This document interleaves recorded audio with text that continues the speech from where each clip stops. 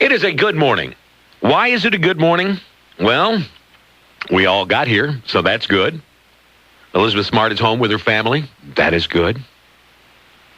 We have yet to start the war, so there is still a chance that Saddam Hussein will bug out. That is good.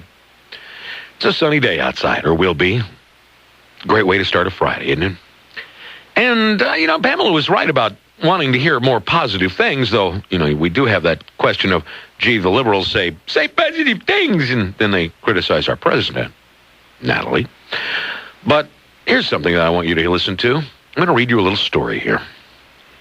There was a young woman who had been diagnosed with a terminal illness and had been given 3 months to live, and understandably shocked, she took some time to process this information and then began to see what needed to be done. So, as she was getting her things in order, she contacted her pastor and had him come to her house to discuss certain aspects of her final wishes. She told him which songs she wanted sung at the service, what scriptures she would like read, and what outfit that she wanted to be buried in. Everything was in order, and the pastor was preparing to leave when the young woman suddenly remembered something very important to her. "There's one more thing," she said excitedly. "What's that?" came the pastor's reply.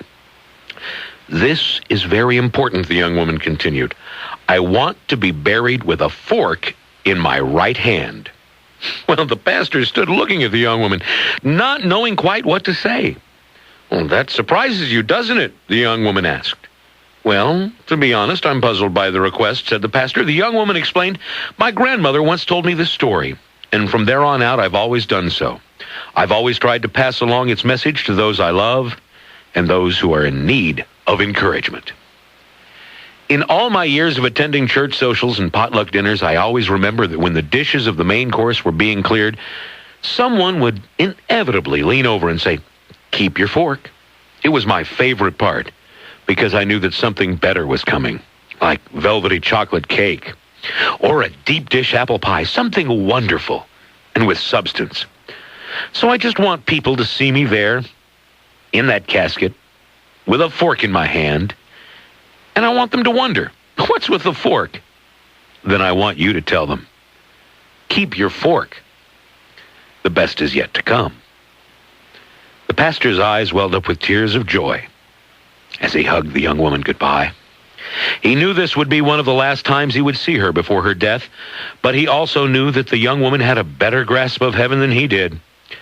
She had a grasp of what heaven would be like that many people twice her age with twice as much experience and knowledge. She knew that something better was coming. At the funeral, people were walking by the young woman's casket. They saw the pretty dress she was wearing, and they saw the fork placed in her right hand. Over and over, the pastor heard the question, "What's with the fork?" And over he smiled. During his message, the pastor told the people of the conversation he'd had with the young woman shortly before she died. He also told them about the fork and what it symbolized to her. The pastor told the people how he could not stop thinking about the fork, and told them they probably would not be able to stop thinking about it either. And you know what? He was right.